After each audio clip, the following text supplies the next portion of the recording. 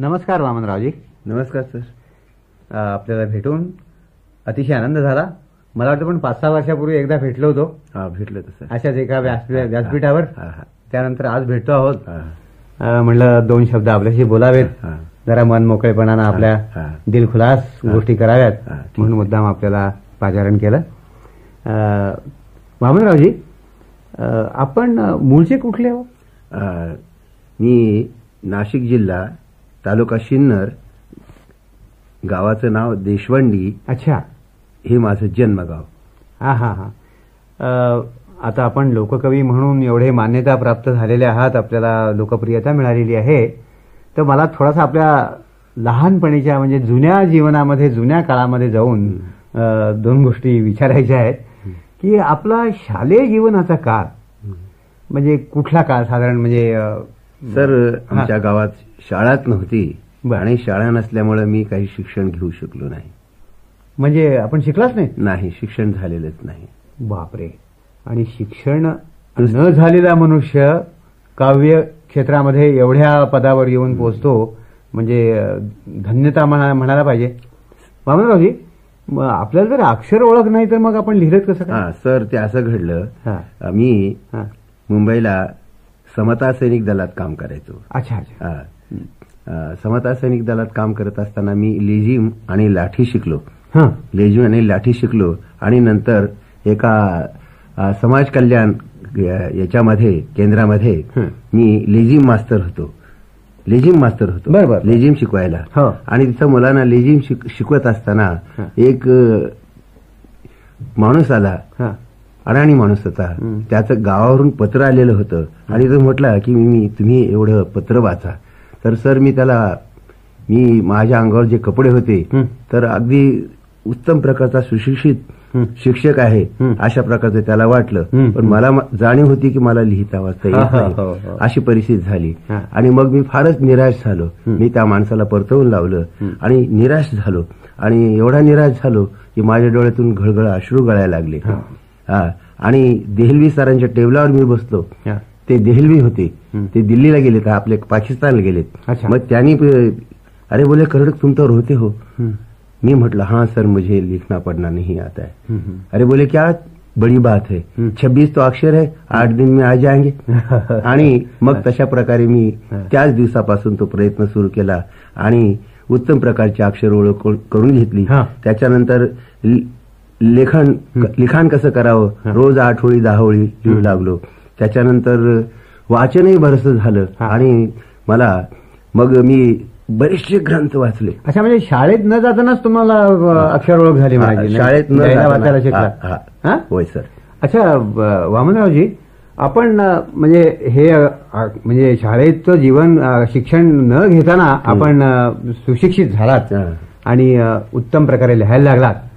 तर ह्या लहानपणी म्हणजे आपल्या लहान वयामध्ये या काव्याकडे आपला कसा कल लागला, किंबहुना काव्य आपल्यामध्ये आहे अशी जाणीव आपल्याला केव्हा झाली? सर, खरं तर आम्ही मिळायची गाणी लिहायचो, पण याला कवी म्हणतात असं मला वाटतच नव्हतं. हलकी फुलकी गाणी लहान लहान लेकरांसाठी लिहायची आणि ती मी अगोदरच गाणी लिहित होतो. पण एक प्रसंग असा घडून आला की ते सायमन कमिशन भारतात आलेलं होतं. अच्छा, म्हणजे 1942-43. आणि त्याने वेगवेगळे जे पक्ष आहेत, काँग्रेसचे प्रतिनिधी, मुस्लिम लीगचे प्रतिनिधी, अँग्लो इंडियन लोकांचे प्रतिनिधी, शिखांचे प्रतिनिधी बोलवलेले होते. आणि त्याच्यात शेड्यूल कास्ट फेडरेशन नावाची जी संस्था होती ती संस्था नव्हती, नंतर 42 साली जन्माला आली. तर अस्पृश्यांचा एकच प्रतिनिधी घेतलेला होता आणि तो घेतला जावा म्हणून ठिकठिकाणी सबंध मुंबई शहरात सभा व्हायच्या. म्हणजे एकापेक्षा अधिक प्रतिनिधी घेतले जावेत अशा एवढ्यासाठी त्या सभा होत्या. आणि त्या सभेमध्ये मी एक गाणं गायलं आणि लोकांनी खूप टाळ्या वाजवल्या आणि मग गाणी लिहिण्याचा मला छंद जडला. अच्छा, असं आहे सर. म्हणजे तुमच्या या काव्य लेखनाला तिथून सुरुवात झाली. 1943, 3 मे 1943 तो दिवसही मला आठवतो. अच्छा अच्छा. 3 मे 1943. बरं, मग आता ही तुम्ही अर्थातच त्यावेळेपासून छोट्या छोट्या कविता अशा लिहायला लागला असा. मग ह्या कविता तुमच्या म्हणजे लोकांपुढे येण्यासाठी व्यासपीठ कुठलं त्यावेळेला तुम्हाला मिळायचं? व्यासपीठ असं मिळायचं सर, कोणाच्या घरी 5वीचा कार्यक्रम असला अच्छा. तरी आम्हाला बोलवायचे. अरे वा. नामकरणाचा कार्यक्रम असला तरी बोलवायचे. आणि आमच्यात 10व्या किंवा 13व्या दिवशी शोकसभेचा कार्यक्रम असतो, त्याच्यातून आम्हाला कार्यक्रम मिळायचे. आणि बाकीच्या सभा असल्या की तिथे आमचा संच असायचा. शिवाय उत्सव वगैरे असते. गणेशोत्सवात देखील आम्ही गायले.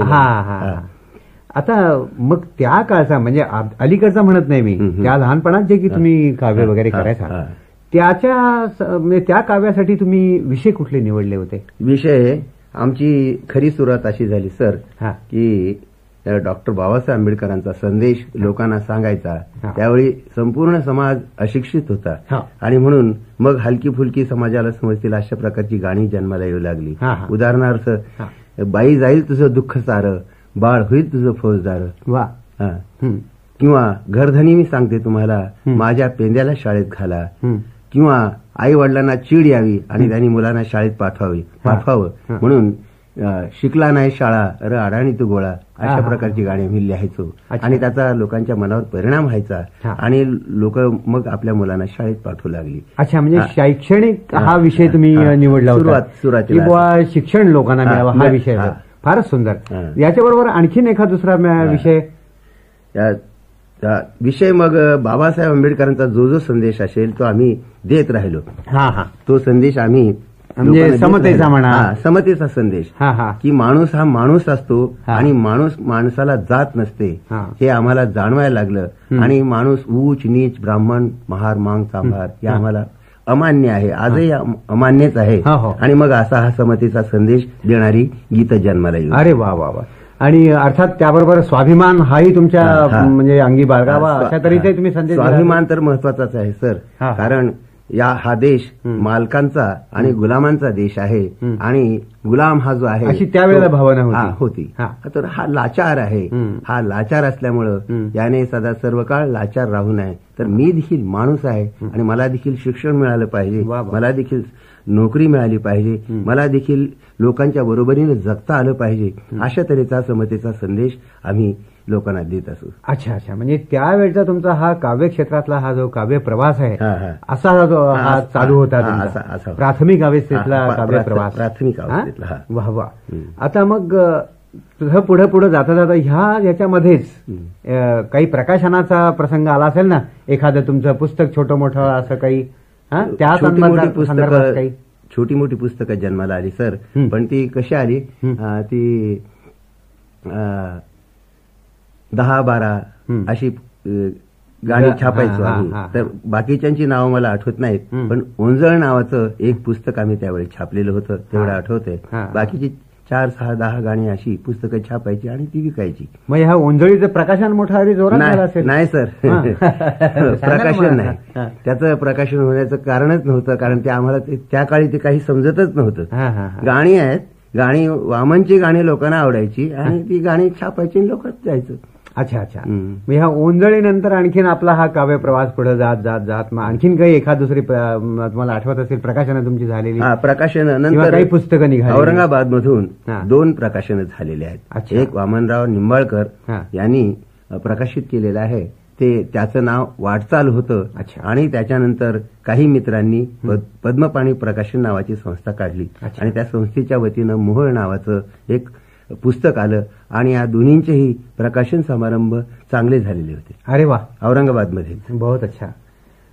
आता आतापर्यंत ह्या तुम्ही जे काही काव्य प्रवास तुमचा झालेला आहे, जे काही काव्य लेखन झालेलं आहे, यामध्ये आपण कोणकोणते काव्य प्रकार म्हणजे अनुसरले आहेत किंवा हाताळलेले आहेत? सर, आम्ही जो लोकगीत हे फार हलकं फुलकं असतं. लोकगीत आम्ही लोकगीताचा प्रकार हाताळला. हो, पण या लोकगीतामध्ये सुद्धा अनेक प्रकार आहेत. लोकगीतामध्ये आपण कुठले हाताळले? लोकगीतात अनेक प्रकार आहेत.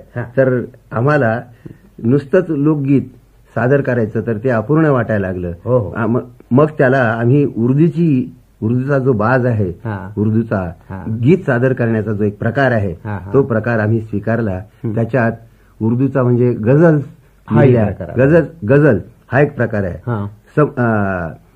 आता उदाहरणार्थ लोककाव्यामध्ये पोवाडा हा प्रकार, यासारखे आणखीन कोणकोणते प्रकार? नाही, ते भारूड म्हणा किंवा भारूड नाही, फक्त लोकगीत. अच्छा, बर. तर मग ह्यामध्ये अर्थात आपण आपला जो काळ होता लहानपणीचा आणखीन आपल्या ह्याचा तो राष्ट्रभक्तीचा आणखीन देशभक्तीचा म्हणजे त्यावेळेला फार मोठ्या चळवळी असायच्या होत्या सर. तर या ह्याच्यात आपण काही केलेली समरगीत आहे की असं की अत्यंत जे आपल्याला प्रिय वाटतं असं एक समरगीत सर माझी मराठी आणि हिंदी देखील आहेत. अच्छा. तर मी तुम्हाला एक दोन दाखवतो. आता समरगीताचा मराठी समरगीत एखादा मराठी समरगीत दाखवतो. चीनचं आक्रमण ज्या वेळेला भारतावर झालं म्हणजे 1962 त्यावेळी समरगीत जन्माला आलं पहिलं. तर ते अनेक समरगीत आली तर त्याच्यातलं मी तुम्हाला सांगतो. मनगट मराठी मर्दाची छाती, मनगट मराठी मर्दाची छाती, दावा ह्या देशाच्या वैऱ्याला, त्या तोंड विषारी वाऱ्याला. सीमेहून शत्रूच्या सैन्याचा तांडा, सीमेहून शत्रूच्या सैन्याचा तांडा, निर्दाळू बघतो भारत खंडा. मारा मुसंडी जा तोफेच्या तोंडी, फिरवा त्या तोफेच्या माऱ्याला, त्या तोंड विषारी वाऱ्याला. अशा प्रकारची समरगीत. दुसरं येणार आज घरधनी माझा सीमेहुनी, मी वाट त्याची पाहते दारात येऊनी. तिसरं समर म्हणजे हे खरं म्हणजे हे उत्तम भावगीत असल्यासारखंच आहे. समराच्या संदर्भातलं आहे परंतु स्त्रीच्या संवेदना आणि भावना सांगणारा आहे सर. ते आहे. वा वा. आणखीन तुम्हाला एक ऐकवतो. गेला रणी तयाची चिंता तुला आहे का, गेला रणी तयाची चिंता तुला आहे का, चिंता तुला आहे का. सांभाळण्या तुला मला गेलाय जो रणी, मरणाशी खेळ खेळतो मरणाच्या अंगणी. रक्तात नाहतो तिथे आपुला मुकुटमणी, जाणीव त्या जीवाची भारत भुला आहे का, चिंता तुला आहे का.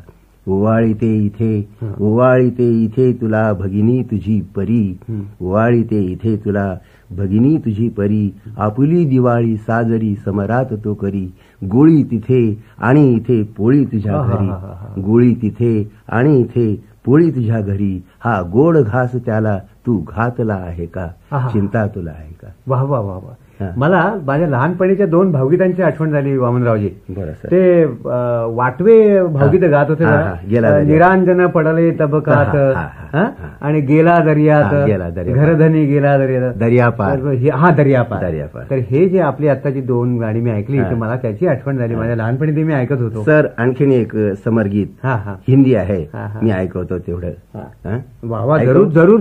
म्हणजे मराठी खेरीज तुम्ही आणखीन हिंदीमध्ये सुद्धा केले? हिंदी लिहितो. अच्छा अच्छा. हिंदी लिहितो. तर ऐका, हा खमसा आहे. हा 5 ओळींचा असतो. त्याच्यातलं एक 2 कडवेच ऐकवतो मी. 2 कडवे ऐकवतो. अच्छा जरूर जरूर. जवानो तन बदन और मन वतन के वास्ते दे दो, जवानों तन बदन और मन वतन के वास्ते दे दो. किसानों अन्न का कण कण वतन के वास्ते दे दो. अमीरों तुम तुम्हारा धन वतन के वास्ते दे दो. छिपाना छोड़ दो कंचन वतन के वास्ते दे दो. अरे खजाना खोल दो सब धन वतन के वास्ते दे दो. खजाना खोल दो सब धन वतन के वास्ते दे दो. बहुत अच्छा. यहाँ फिर से कोई रजपूत राणा जी सा पैदा हो. गुरु गोविंद जी रणजीत जी गाजी सा पैदा हो. अकेला हो हजारों में प्रभु बाजी सा पैदा हो. वतन पे हो फिदा, अकेला हो हजारों में प्रभु बाजी सा पैदा हो. वतन पे हो फिदा नरवीर नेताजी सा पैदा हो. शिवाजी बन के तुम दर्शन वतन के वास्ते दे दो. क्या बात है. आणखीन ऐका सर. मुलींना उद्देशून म्हटलेलं आहे. सुहागन होने वाली जो भी दुल्हन बन के बैठी हो, सुहागन होने वाली जो भी दुल्हन बन के बैठी हो. किसी की होने वाली हो बहू या किसकी बेटी हो. समय शादी का हो या मंडवे में बारात आई हो. तुम्हारी शादियां रोको, वरों को रण में जाने दो. कुंवारी तुम रहो कंगन वतन के वास्ते. क्या बात आहे. अशा प्रकारची समरगीत आहेत सर माझी. म्हणजे उत्स्फूर्त राष्ट्रभक्तीचं देशभक्तीचं म्हणजे हे ज्वलंत उदाहरण आहे सर. आणि मला हे असं आपलं एकंदर काव्य ऐकल्यानंतर तुम्हाला लोककवी का म्हणावं ह्याचीच पंचायत वाटायला लागली. म्हणजे लोककवी तर आहातच आपण, प्रश्नच नाही. पण काय अप्रतिम काव्य केलं हे. वा वा. आता आणखीन एक मी तुमचं नज्म या धरतीचं एक मराठी काव्य माझ्या कानी आलं होतं बघा. नज्म आहे सर. म्हणजे उर्दू भाषेचा एक नज्म म्हणून प्रकार आहे. नज्मचा प्रकार तो कसा असतो सर. मराठीतून पोवाडा आणि उर्दूमधून हा. नज्म आली. अच्छा. नज्म आली. हा, हा. तर पोवाडा आधीचा की नज्म आधीची हे सांगणं मला तरी कठीण आहे. नाही, ते जाऊ दे, पण त्या धर्तीवर आपण एक नज्माचा रचना प्रकार केली आहे. सांगतो. मला आता उदाहरणार्थ हा. एक मधलं कडवं सांगतो. हा. ध्रुवपद सांगत नाही. ठीक आहे, ठीक आहे. मानवी मन आहे तिथे जे तण आहे, साऱ्या दुःखाचे खरे तेच कारण आहे. उपाशी जन आहे, भुके मरण आहे, परंतु दुसरीकडे भरपूर धन आहे. कुठे अडचण आहे, दुबळेपण आहे, परी चोरांच्या घरी सदैव सण आहे. जिथे दुर्जन आहे, जिथे दुर्जन आहे, नीच वर्तन आहे. असल्या भूमीवरी जीवांची दैन आहे. हा. कुणा बंधन आहे, धाक दडपण आहे. कुणाच्या करणीमुळे कुणी बेचैन आहे. हा. कुणाच्या करणीमुळे कुणी बेचैन आहे. रोज भांडण आहे, रणकंदन आहे. हा. भासली सारी भूमी जळते वन आहे. अशा प्रकारचा हे नजमचा प्रकार आहे सर. वा वा. पण हे नजम लिहिताना तुम्ही मराठीमधून इतका मोठा संदेश आपण दिला आहे. वा वा. काय वस्तुस्थितीचं वर्णन केलं. वा वा.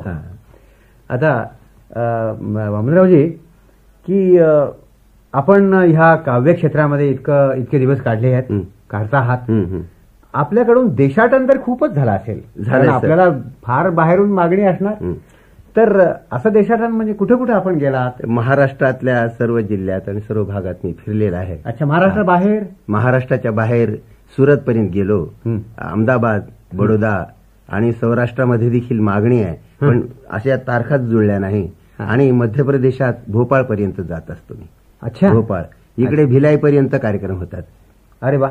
कलकत्त्याच्या आता हे असं देशाटन करत असताना तुम्हाला अर्थात अनेक अनुभव येत असतील, अनेक प्रकारचे दृश्य तुमच्या नजरेसमोर येत असतील, किंवा अनेक प्रसंग तुम्हाला उपभोगायला लागत असतील. तर यामध्ये अशी काही आठवण तुमच्यामध्ये या प्रवासामध्ये घर करून गेलेली, की तुमच्या त्या प्रवासात अर्थातच कार्यक्रम होणार, या कार्यक्रमामधून अशी काही एखादी आठवण आहे की जी तुमच्या मनामध्ये घर करून राहिली आहे, की तुमच्या काव्यानं त्या कार्यक्रमामध्ये असा काही म्हणजे परिणाम घडवून आणला, अशी काही एखादी घटना तुमच्या लक्षात आहे का? ते सांगू शकाल? एक प्रसंग मला आठवतो सर. मला आठवतंय लहानपणी ते वाटवे गात असत बघा, भावगीत. ते मला वाटतं आईवरती शेवटी सगळ्यात एकाची आई, आणि ते आई म्हणाल्यानंतर अक्षरशः सगळे त्या बायका तर डोळ्याच्या मध्ये पाणी येऊन उभं राहायचं. असं भगतसिंगाचा पोवाडा शाहीर गात असताना लोकांच्या डोळ्यात पाणी उभं. असं आपण काही गात असताना असा काही समारंभामध्ये काही आठवण? माझी एक दोन गाणी अशी आहेत सर. लोकांना रडवणारं माझं एक गीत आहे. लोकांना रडवणारं एक गीत आहे. ते गीत असं आहे, पाणी वाढ गमा. अच्छा. पाणी वाढ गमा प्रतापसिंग बोदडेंनी कॅसेट केलेलं आहे. त्या गीतामुळं प्रत्येक कार्यक्रमात ते बोदडेच गातात. मला ते आठवणारही नाही, पण बोदडे गातात. आणि त्या गीतामुळं असा परिणाम होतो की लोक अश्रू ढाळतात. ती कोण गझल आहे का? ती गझल नाही, गझल दुसरी आहे. आणि तो प्रसंग इथे 40गावला घडलेला आहे सर. आणि मला तो कायमच्या माझ्या आठवणीत राहिला. तो असा आहे, दोन पती पत्नी 3 वर्षापासून विभक्त होते. नवरा बायको विभक्त होते, एकाच गावात राहत होते. आणि रात्री माझा कार्यक्रम ऐकला आणि ती गझल ऐकली आणि एवढा त्यांच्या मनावर परिणाम झाला. गझल मराठी आहे, मी तुम्हाला ऐकवा. असा परिणाम झाला की दुसऱ्या दिवशी चहाचं आमंत्रण देण्यासाठी ते दोघंची दोघे आले. म्हणजे 3 वर्ष अलिप्त असलेले एकत्र आले. ती गझल अशी आहे सर. आली न कधीही कीव तुला, आली न कधीही कीव तुला, आली न कधीही कीव तुला, या भोळ्या जीवाला छळताना. आली न कधीही कीव तुला, या भोळ्या जीवाला छळताना. दिसला का कधी हा जीव तुला, प्रेमाच्या फुलाहून ढळताना. प्रेमाच्या पवित्र धाग्यांनी हा जीव जखडला तू माझा. प्रेमाच्या पवित्र धाग्यांनी हा जीव जखडला तू माझा. केलाय गुन्हा मी काय असा, हा जीव जीवाशी जुळताना. जीवनास विटूनी हा जीवडा, जीवनास विटूनी हा जीवडा, मरणास मिठी मारू बघता. जीवनास विटूनी हा जीवडा, मरणास मिठी मारू बघता. कैचीच धरावे काय आला, कैचीत धरावे काय आला हा प्राण कुडीतून पळताना. हो हो हो. कसं आहे, हा हा हा हा. जीवनास विटूनी जगायलाच नको, हम्म. कारण संसारच नाही. हो. जीवनास विटूनी हा जीवडा, मरणास मिठी मारू भगता, कैचीत धरावे काय आला हा प्राण कुडीतून पळताना. हो. पुढे काय म्हणते, हा. जाळून मला तू जन्मभरी केलीस अशी माझी होळी. हो. जाळून मला तू जन्मभरी केलीस अशी माझी होळी. ओतावे इथेही तेल कसे, ओतावे इथेही तेल कसे, सरणात आता मी जळताना. जाळून चिता माझी आता, जाळून चिता माझी आता, ही राख कशाला चाळावी. जाळून चिता माझी आता, ही राख कशाला चाळावी, हा शोध कशाचा रे करसी, मातेला आता मी मिळताना. हा शोध कशाचा रे करसी, मातेला आता मी मिळताना. तर घडतंय कसं सर, आपल्या हिंदू पद्धतीनं माणूस मरण पावला की त्याला सरणावर नेत असताना त्याला त्याची तयारी करतात, त्यावेळेला सोन्याचा मणी त्याच्या मुखामध्ये घालतात बाईच्या तरी. बरोबर. तर बाई काय म्हणते, बाई काय म्हणते, सोन्याचा मणी घालून मुखी आणलेस मला तू काल इथे.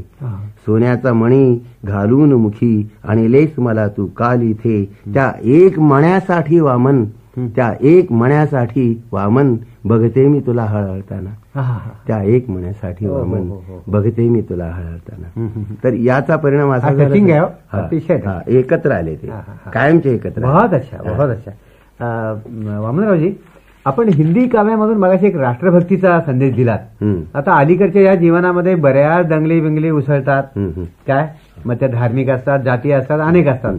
तर या संदर्भामध्ये आपण एखादी अशी काही कविता लिहिली का, आपल्याला काही आठवते आहे का? हा आहे. हिंदी आहे मला वाटतं, ती मराठी आहे. अच्छा, मराठी आहे. मराठी आहे. असं आहे ते सर, या दंगली ज्या उसळतात ना, तर हे धर्मवेडे लोक जे आहेत, धर्मवेडे लोक ह्या दंगली उसळतात आणि त्यांना एक प्रकारचा संदेश आहे म्हणा, नाही तर विनंती आहे, प्रार्थना आहे. ती अशी आहे की मैदानी येऊन बेभान होऊन दंगल ना कार्य करू. सर मी स्वरात म्हणून. हो वा वा, जरूर जरूर, स्वरात म्हणून. अगदी क्या बात आहे. मैदानी येऊन बेभान होऊन दंगल न कार्य करू. मैदानी येऊन बेभान होऊन दंगल न कार्य करू. दंगल नकारे करू. जगू द्या जगाला तुम्हीही जगा, जगू द्या जगाला तुम्हीही जगा. सुख संसाराची तुम्हीही बघा. प्राणहानीसाठी धर्माची काठी हाती नकारी धरू. प्राणहानीसाठी धर्माची काठी हाती नकारी धरू.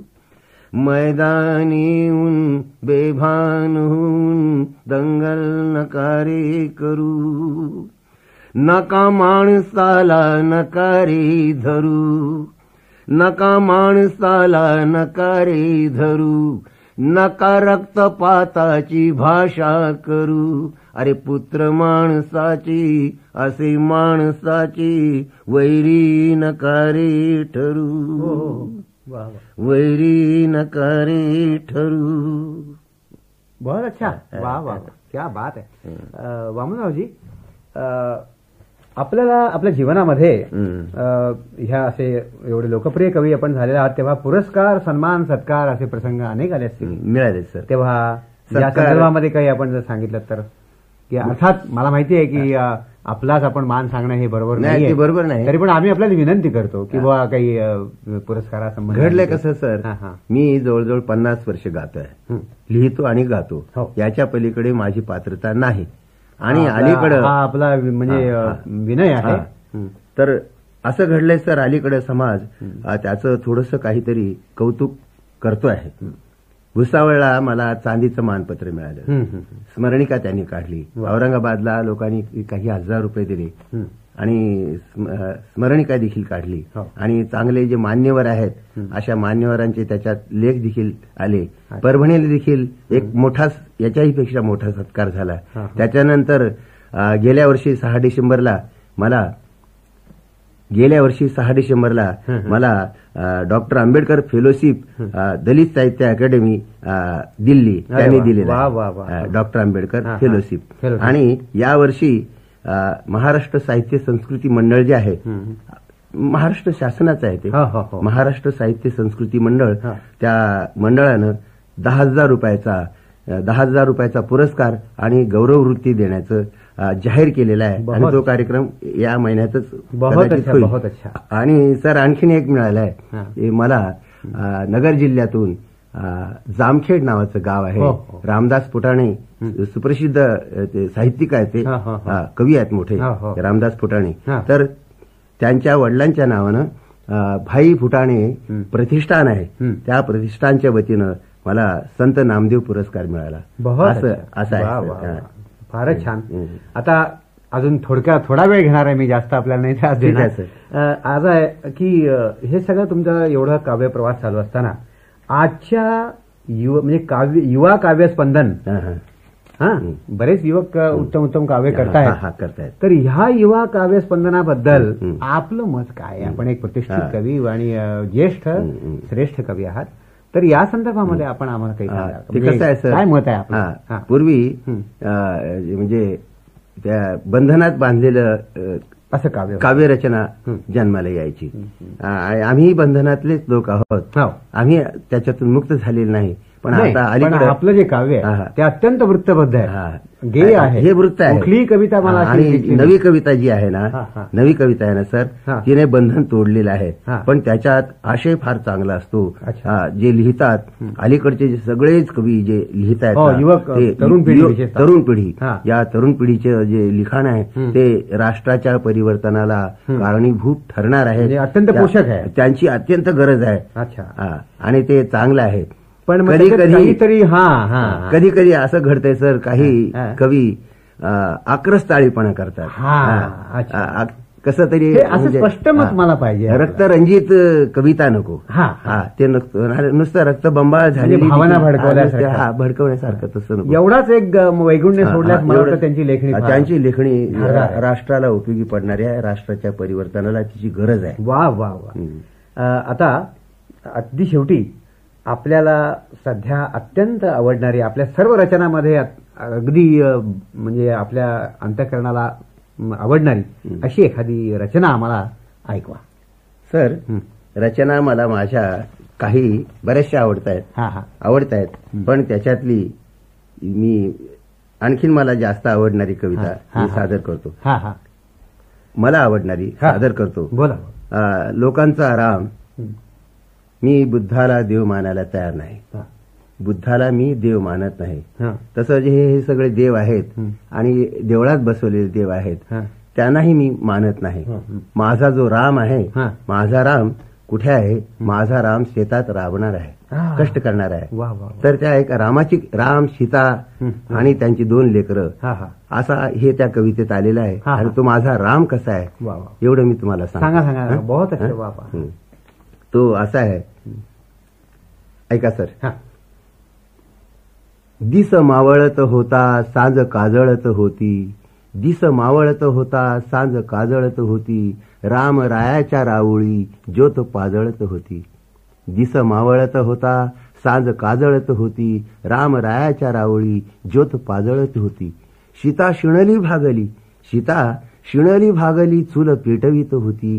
काळ काजळ ल्यालेली कळकटलेली, काळ काजळ ल्यालेली कोपी उजळत होती. काळ काजळ ल्यालेली कोपी उजळत होती. भूक लव अंकुश, 2 लेकरं, भूक लव अंकुशाची पोटी विव्हळत होती. माया माऊलीची विडी उरी पाघळत होती. माया माऊलीची विडी उरी पाघळत होती. कारण पीठ पुरत नव्हतं, भूक भागत नव्हती. पीठ पुरत नव्हतं, भूक भागत नव्हती. पोटातली आग परी वरी उसळत होती. अशा अवस्थेत देखील सर ग्लानी 3 प्रकारे माणसाला ग्लानी येते, छोटा असो मोठा असो. एक तर आई लहान लेकराला आफू देते आणि 3 तास झोपून ठेवते आणि सगळं काम धंदा उरकते. आता काय ती चित्रण आहे, देखील काय चित्रण आहे. आफूची ती ग्लानीच आहे सर. ती ग्लानी, आफूची ग्लानी, जशी आफूची ग्लानी, नशेले पदार्थ घेतले तर ती ग्लानी येते आणि भूक लागली तरी देखील ग्लानी येते. आणि त्या लेकरांना ग्लानी आलेली आहे आणि ते झोप बाईची सावट, झोप बाईची सावट, झोप बाईची सावट पिलं पेंगळत होती. डोलक्यात घेत होते. झोप बाईची सावट पिलं पेंगळत होती पोटातली भूक. झोप बाईची सावट पिलं पेंगळत होती, पिलं पेंगळत होती भूक भाकरी भोवती परी रेंगाळत होती. भूक भाकरी भोवती परी रेंगाळत होती. घाई घाईनं आईनं एक भाजली भाकर, घाईनं आईनं एक भाजली भाकर पिलं कलंडली होती, पिलं कलंडली होती माय विरघळत होती. अशा अवस्थेत घाम पुशीत पुशीत, घाम पुशीत पुशीत आत आला रामराया कोपीत, लहानशा कोपीमध्ये. घाम पुशीत पुशीत आत आला रामराया मुखी ताट वाढण्याची भाषा न कळत होती, मुखी ताट वाढण्याची भाषा न कळत होती. नव्या रामायणातला राम होता उपवाशी, नव्या रामायणातला राम होता उपवाशी. साऱ्या परिवारासाठी रात्र तळमळत होती, साऱ्या परिवारासाठी रात्र तळमळत होती. वा वा वा. वामनराव, अप्रतिम. तुमच्याशी मला ह्या एक 20-25 मिनिटांमध्ये जे काही अनुभवायला मिळाला, जो काही आनंद मिळाला तो मी शब्दाने व्यक्त करू शकत नाही. मला अतिशय आनंद वाटला की आपण आमच्या विनंतीवरून आला तिथं. मी आपला अत्यंत आभारी आहे. धन्यवाद. सर, मला तुम्हाला भेटायचंच होतं आणि तो योग देखील तुम्ही आणला, तर मला तुमच्यापेक्षा जास्त आनंद मला झालेला आहे. नमस्कार. नमस्कार.